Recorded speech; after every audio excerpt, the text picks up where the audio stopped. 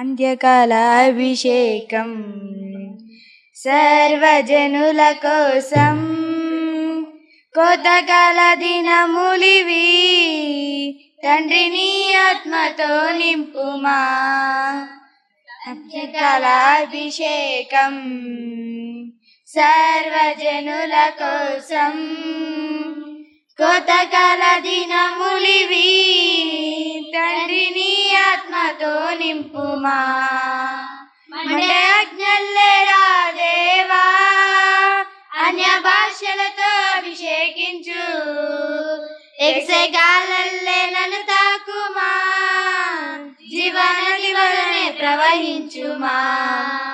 Monday అజ్ఞల్లేరా దేవా అన్య భాషలతో అభిషేకించు ఎక్సెగాలల్లే నన్ను తాకుమా జీవనది వలనే ప్రవహించుమా. అంత్యకాల అభిషేకం సర్వజనుల కోసం కోతకాల దినములివి తండ్రి నీ ఆత్మతో నింపుమా. తండ్రి నీ ఆత్మతో నింపుమా.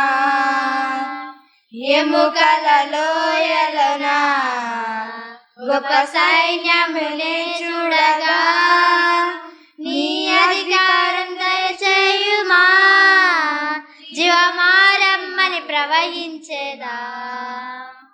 ఎముకల లోయలోనా గొప్ప సైన్యమునే చూడగా నీ అధికారం దయచేయుమా జీవమారమ్మని ప్రవచించేదా.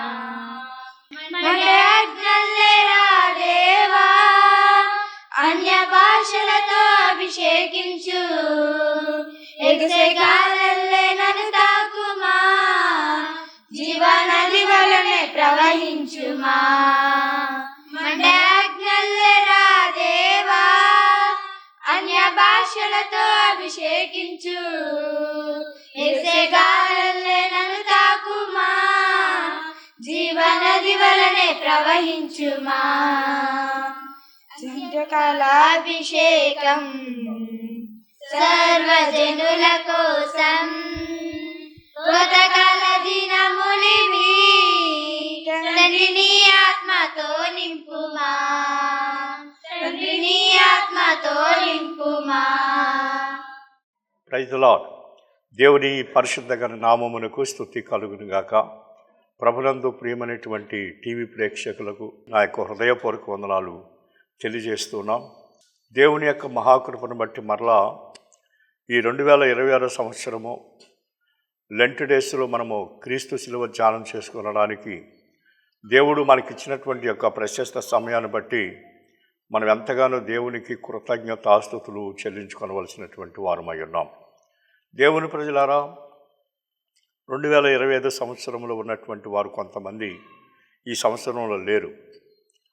మరి మన జీవితంలో సంవత్సరాలు గతించిపోతున్నాయి, మన వయసు పెరుగుతూ ఉన్నది. వాస్తవంగా భక్తుడు అంటున్నాడు 90వ కీర్తనలో, ప్రభువా తరతరముల బట్టి మాకు నివాస స్థలము నీవే, పర్వతములు పుట్టక మునుపు భూమిని లోకమును నీవు పుట్టింపక మునుపు యుగ యుగములు నీవే దేవుడవు, మనుషులను మంటికి మార్చుతున్నావు, నరులారా తిరిగి రండి నువ్వు చలవిస్తున్నావు. 1000 సంవత్సరములు గతించినా మీకు నిన్నటి వలె ఉన్నది. అలాగనే 10వ వచనం చూస్తే మానవుని యొక్క ఆయుసు 70 సంవత్సరములు, అధిక బలమున్న 8 సంవత్సరములు, ఆయనను దాని వైభవము ఆయాసము దుఃఖమని అంటున్నాడు. అలాగనే 12వ వచనం దగ్గరికి వచ్చేసరికి మాకు జ్ఞాన హృదయం కలుగునట్లుగా చేయము, మా దినములు లెక్కించుటకు మాకు నేర్పుము. Praise the lord. ప్రభునందు ప్రియమైన దేవుని ప్రజలారా, భక్తుడు అంటాడు మన్ను నిన్ను స్తుతించునా అని. నిజంగానే గత సంవత్సరంలో ఉన్నటువంటి వారు కొంతమంది మట్టిలో కలిసిపోయారు. మనం సజీవులుగా ఉన్నాం. మనం దేవునికి కృతజ్ఞతాస్తుతులు చెల్లించు. మన జీవితంలో మరొకసారి క్రిస్మస్ పండుగ జరిపించుకున్నాం, జనవరి పండుగ జరిపించుకున్నాం. అలాగే ఇప్పుడు శ్రమల దినాలలోకి మనం వచ్చినాం. ఈ యొక్క శ్రమల దినాలు లెంట్ డేస్ అని, మండల కాలం అని, మన భారతదేశమే కాకుండా ప్రపంచమంతా కూడా ఈ యొక్క శ్రమల ధ్యానం చేసుకుంటూ ఉన్నారు దేవాలయాలు. దేవుని ప్రజలారా, ఈ శ్రమలను ధ్యానం చేసుకుంటూ ప్రతి ఒక్కరు కూడా దేవుని సన్నిధిలో ఆత్మీయంగా బలపరుస్తూ ఉన్నారు. మనం ఈ రోజున పరిశుద్ధ వాక్యం నుండి దేవుని యొక్క మాటలు చదువుకుందాం. పరిశుద్ధ గ్రంథము నుండి దేవుని మాటలు మత్తయి సువార్త 4వ అధ్యాయం కొన్ని మాటలు చదువుకుని ధ్యానం చేసుకుందాం. అప్పుడు యేసు అపవాది చేత శోధించబడి ఆత్మ వలన అరణ్యములో కొనిపోబడెను. 40 దినములు 40 రాత్రులు ఉపవాసం ఉండి పిమ్మట ఆయన ఆకలి కొనెను. ఆ శోధకుడు ఆయన యొద్దకు వచ్చి, నీవు దేవుని కుమారుడు అయితే ఈ రాళ్లను రొట్టెలు చేసుకుని ఆజ్ఞాపించమనెను. అందుకు ఆయన, మనిషి కుమారుడు రొట్టె వలన మాత్రమే కాదు కానీ దేవుని నోటి నుండి వచ్చు ప్రతి మాట వలన జీవించునని వ్రాయబడి ఉన్నదనెను.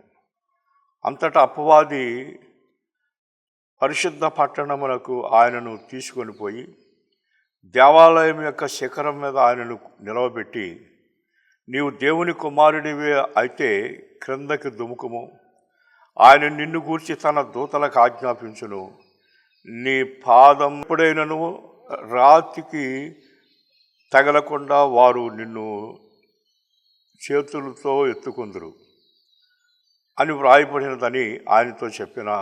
అందుకు ఆయన, ప్రభు అయిన నీ దేవుణ్ణి నీవు శోధించవలదు అని ఒక చోట వ్రాయబడి ఉన్నది అని వానితో చెప్పాను.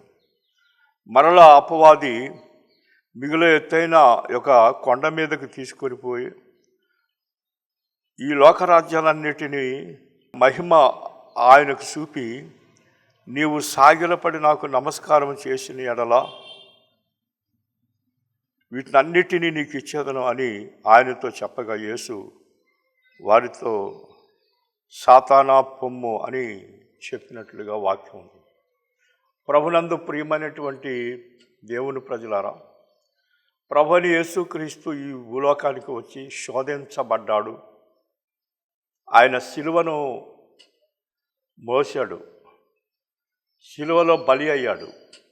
ఎందుకు అనంటే, ప్రపంచంలో ఉన్న సర్వ మానవాళి జన్మ పాపము కర్మ పాపము కలిగి ఉన్నారు.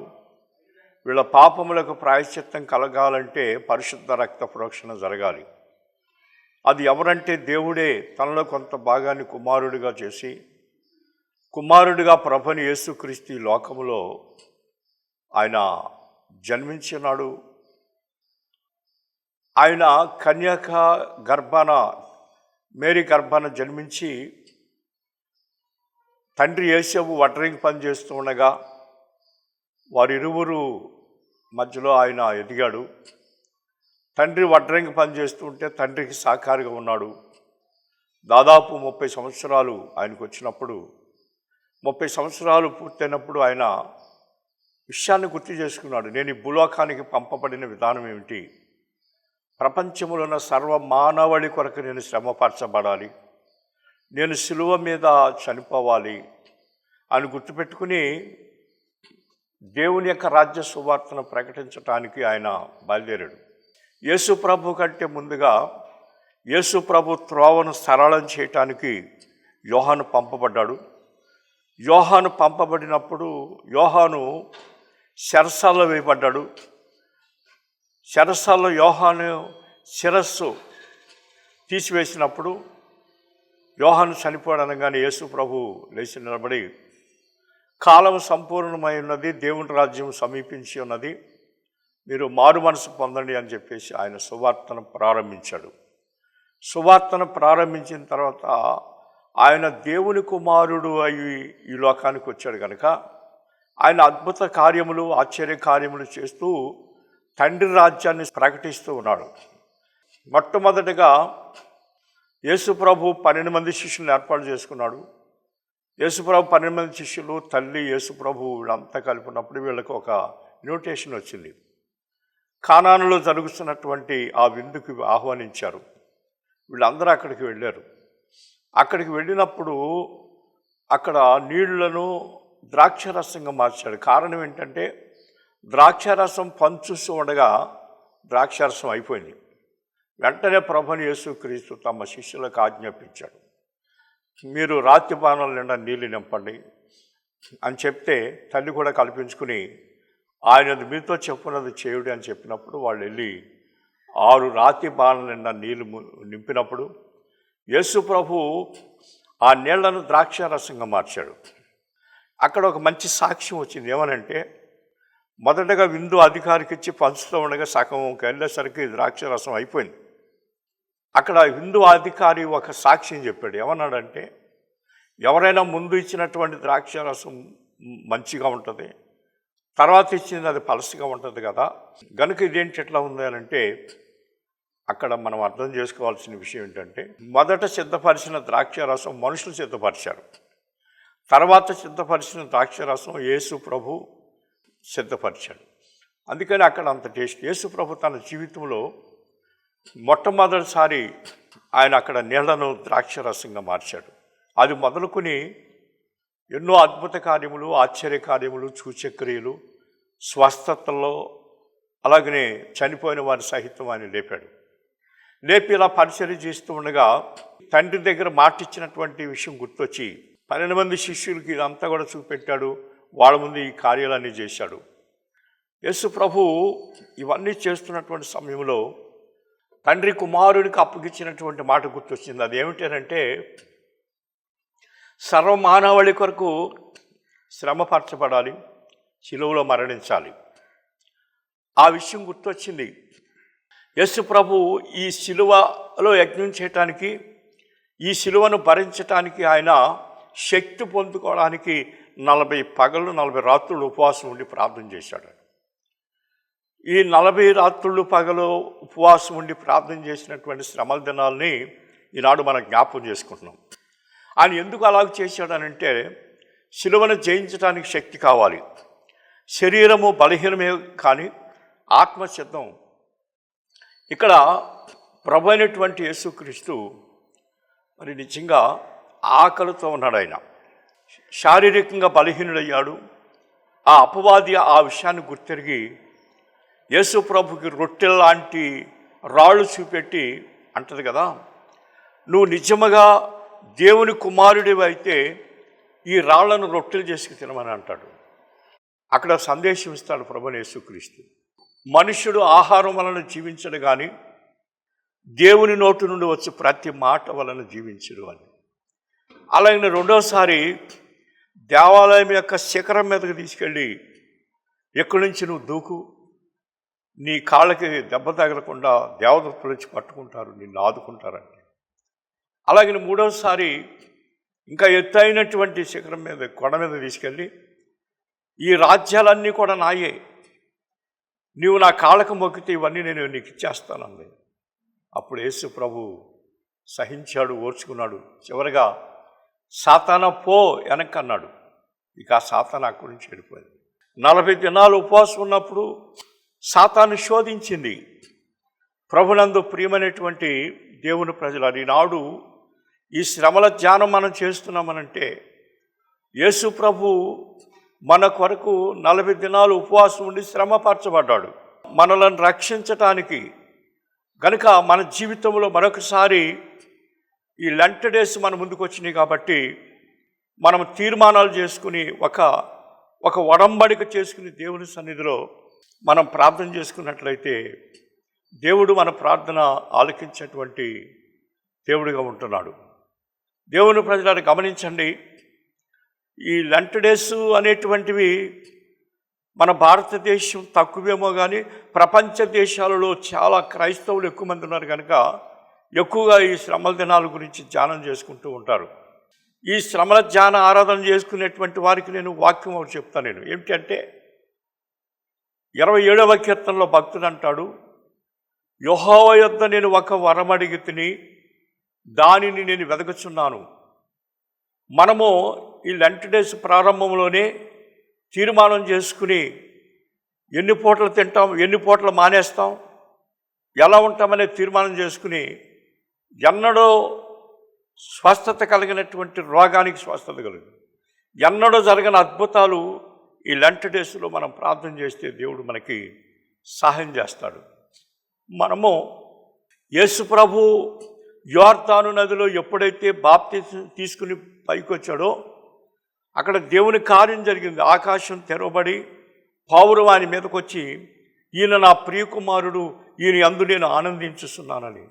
ఇక అక్కడి నుంచి దురాత్మ ఆయన్ని ఎక్కడెక్కడికో తీసుకెళ్ళిపోయి శోధించింది.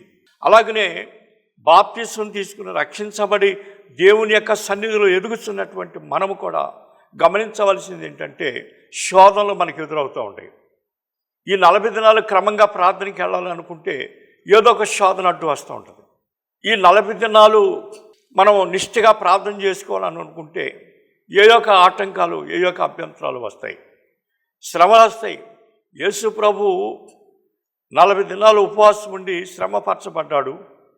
ఈనాడు మనం క్రీస్తును అంగీకరించినందుకు కూడా శ్రమలు పడాలి. శ్రమలు పడకుండా మన విజయాన్ని పొందలేం. ఇప్పుడు 10th క్లాస్ పరీక్షలు వచ్చినాయి. 10th క్లాస్ పరీక్షలు సంవత్సరం బట్టి చదువుతున్నారు. చదువు పరీక్షల దగ్గరికి వచ్చేసరికి వాడు గుండె గభీరమంటది.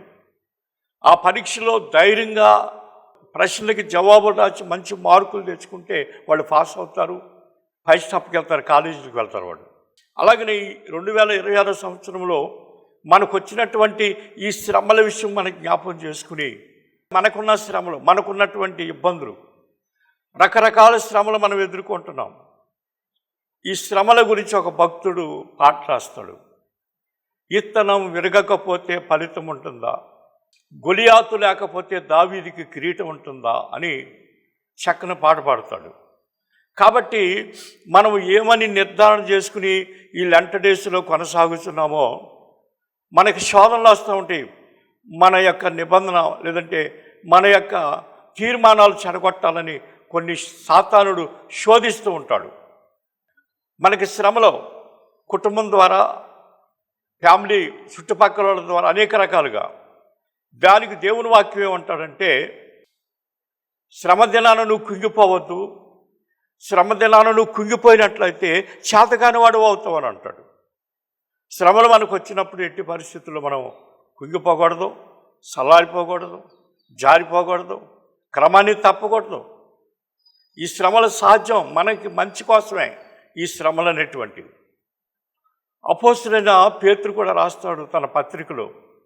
ఏమంటాడంటే, ఎవడైనను క్రైస్తవుడైనందుకు బాధ అనుభవించిన ఎడల వాడు ఆ పేరు బట్టే దేవుని మహిమపరచవలెను. శ్రమదినాలను నువ్వు కుంగిపోతే దేవుని మహిమపరచలేవు.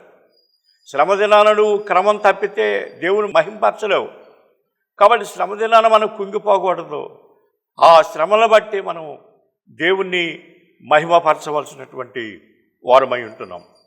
ప్రభునందు ప్రియమైనటువంటి దేవుని ప్రజలారా, ఇక్కడ ప్రభు అనేటువంటి యేసుక్రీస్తు ఈ బాప్తిసం తీసుకున్నది మొదలుకొని, సాతాను చేత శోధించబడినది మొదలుకొని, ఈ భూలోకానికి ఎందుకు వచ్చాననేటువంటి విషయాన్ని మాత్రం ఆయన జ్ఞాపకం చేసుకుంటూ, దేవుని ప్రజలారా, ఆ జ్ఞాపకం చేసుకుంటూ తండ్రికి ఒప్పందమైనటువంటి పనిని పూర్తి చేయటానికి, ఆయన ద్వారా ఈ ప్రపంచానికి రక్షణ కలగాలి.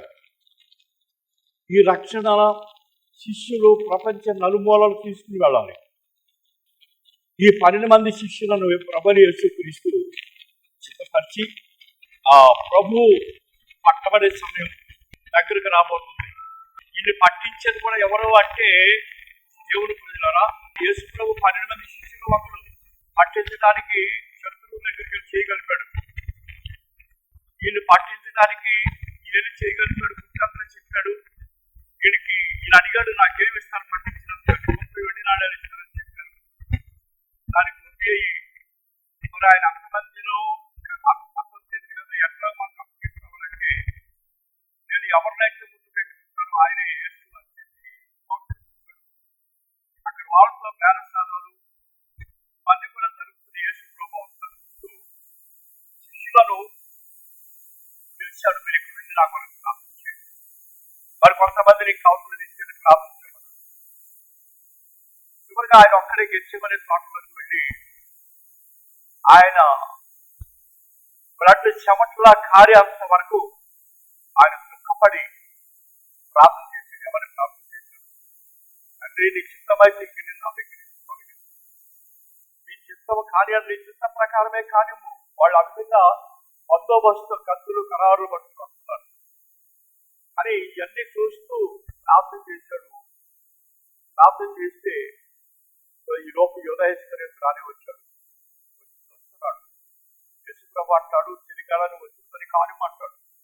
వెంటనే ఆ లంచం తీసుకున్నటువంటి యోధాయిస్కర్యత యేసుప్రభుని ముద్దు పెట్టుకుంటే వెంటనే ఆయనకి సంఖ్యలు వేసి గుద్దు కొట్టు తీసుకెళ్తుంటే చేతులు వరలో ఉన్న కత్తి తీసి ఆ బొట్టు చెవి నరిగితే అది కింద పడింది. యేసుప్రభు ఆగి ఆ చెవి మొక్క తీసి అంటించి చేతులు కత్తి పట్టుకున్నవాడు కత్తితోనే మరణిస్తాడు అని చెప్పినప్పుడు మరి యేసుప్రభు సంఖ్యలు వేసి తీసుకుని వెళ్తూ అక్కడ తీర్పు పిలాతు దగ్గరికి తీసుకెళ్ళాడు. పిలాతు హేరోదు దగ్గరికి పంపించాడు. హేరోదు మళ్ళీ పిలాతు దగ్గరికి పంపించాడు. ఈ విధంగా ఎండలో ఆయన్ని కట్టుకున్నారు.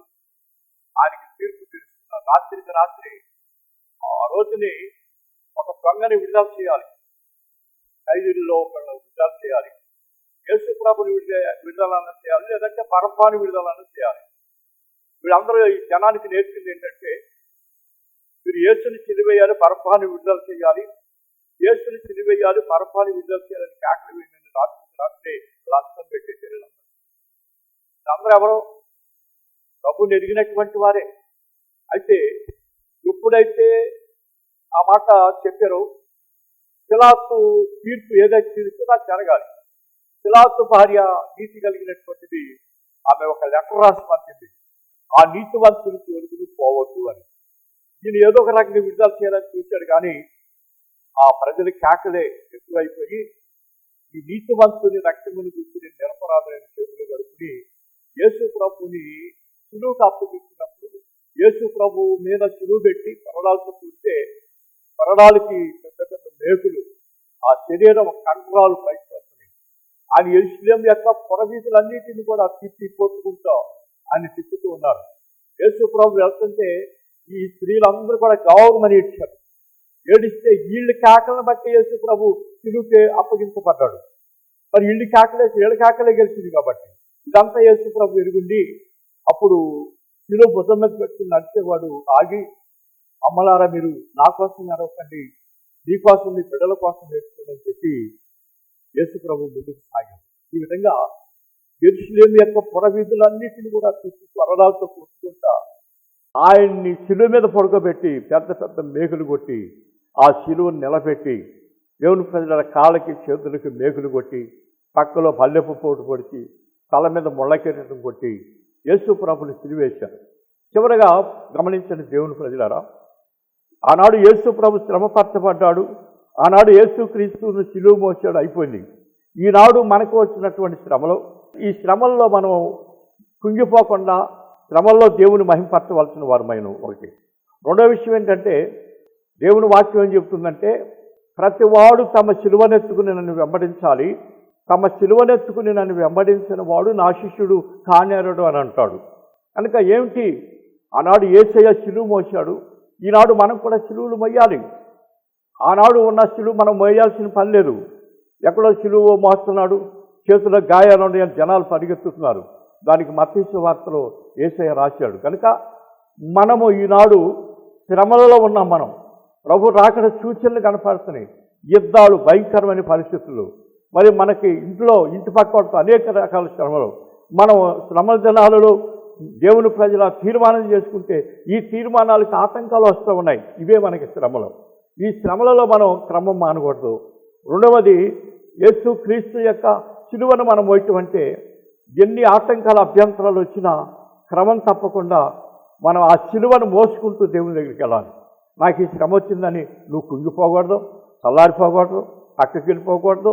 నువ్వు ఆ భస్మ బుధవారం రోజున ఏమైతే తీర్మానం చేసుకున్నావో ఆ తీర్మానాన్ని 40 days నువ్వు పాటిస్తే నీ జీవితంలో ఎన్నడూ చూడని గొప్ప అద్భుతం చూస్తావు.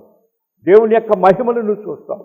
ఈ 26వ సంవత్సరంలో దేవుడు మనకి ఇచ్చినటువంటి యోగ్యత ఏంటంటే ఈ లెంట డేస్లో మన ప్రభుని మనసారా ఫాస్టింగ్ ఉండి ఆరాధించుకోవటం అనేది ప్రభు మనకి ఇచ్చాడు. కాబట్టి మన జీవితకాలం అంతా కూడా అలాగనే ముందుకు మనం కొనసాగుతాం. దేవుడి మాటలు మన హృదయంలో బలపరచును గాక. అందరూ తలలు వంచి కన్ను మూసుకున్న 1 నిమిషం ప్రార్థన చేసుకున్నాం.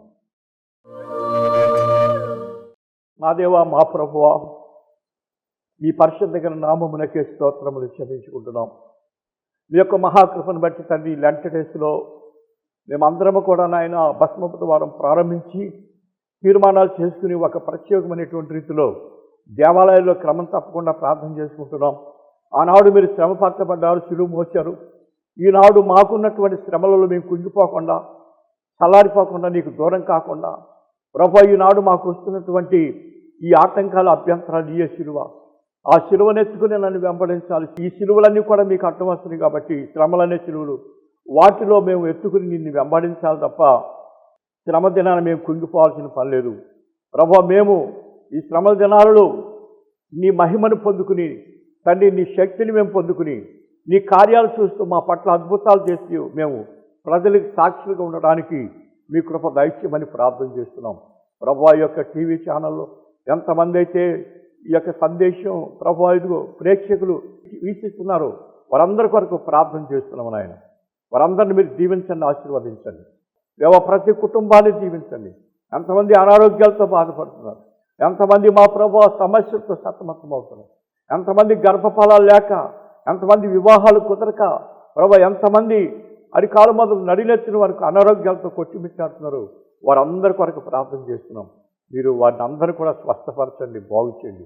ఈ శ్రమల దినాలలో ప్రతి ఒక్కరు కూడా నూతన బలము, నూతన ఆత్మను దయచేసి ఇంకా ఉద్యోగంగా ఆరాధనలు జరిపించుకుంటూ మా ప్రభు శ్రమలన్నిటిని కూడా ఎదుర్కొని మీరు రాకడికి సిద్ధపడే భాగ్యం మాకందరికి దయచేయమని మా కొరకు త్వరగా రాబోతున్న యేసు క్రీస్తు పేరట అడుగుచున్నాము మా పరమ తండ్రి, ఆమేన్.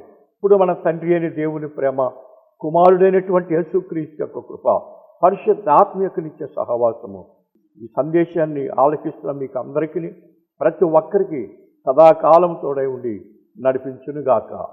ఆమేన్. ఆమేన్.